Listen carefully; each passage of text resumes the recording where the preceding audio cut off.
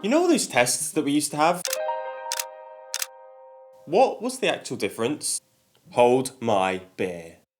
We all know their names, the lateral flow, PCR and antibody test, but how are they different? To answer this, we first need to take a closer look at our main character, the virus. A virus is just this: some genetic material at the center, a protein shell surrounding the genetic material called a capsid, and then a larger lipid shell called a viral envelope. Finally, embedded in the viral envelope are thousands of the highly infamous spike proteins. This is what a virus looks like. So now onto our first test. The lateral flow test is also known as an antigen test, but what's an antigen? An antigen is a foreign substance that when found in the body causes an immune response. For a virus, the antigens are usually the spike proteins. These spike proteins are what the antigen or lateral flow test are looking for. So how does it work? It all starts with antibodies. An antibody is a small structure found inside us that attacks foreign substances such as a bacteria, toxin or virus. This is what an antibody looks like. They surround the foreign substance and bind to the antigens, preventing them from doing anything. Also, there are primary antibodies and there are secondary antibodies. Primary antibodies bind directly to a spike protein, to the antigen, while secondary antibodies bind only to the primary antibodies. Now, antibodies are really good at binding to viruses, which also makes them incredibly useful for scientists to use in the tests for viruses, which brings us back perfectly to our lateral flow or antigen test. If we take a look inside this familiar device, you'll see there are 4 important zones where the magic happens: Zone 1, Zone 2, Zone 3, and you guessed it, Zone 4.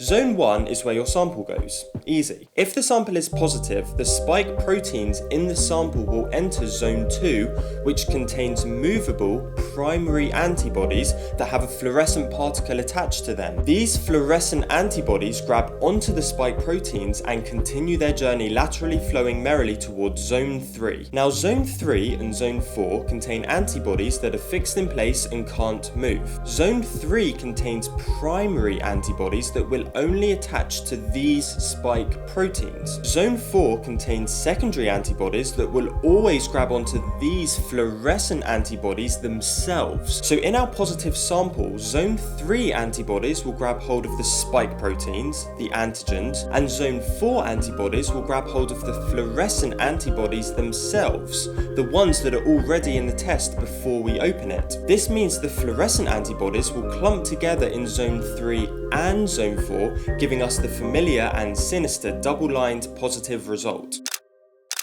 Okay, cool, but what about a negative sample? Why is there only one line? A negative sample without any spike proteins will pass through Zone 3 unaffected, as there are no spike proteins for these primary antibodies to grab onto. Zone 4, however, will still grab hold of the fluorescent antibodies themselves, giving the relief-inducing single-lined negative result and confirming the test has worked. Okay, cool, good stuff. What about that PCR test though? Okay, so if we go back to our virus anatomy, PCR tests are looking for the presence of the genetic material found in a virus. So PCR, it stands for polymerase chain reaction. A polymerase chain reaction simply describes a series of 3 steps: denaturation, annealing, and elongation. Together, one cycle of these steps acts to double the quantity of genetic material in a sample. Another cycle sees it double again, and another sees it double again. Very quickly, the polymerase chain reaction cycle causes a huge quantity of genetic material to be created.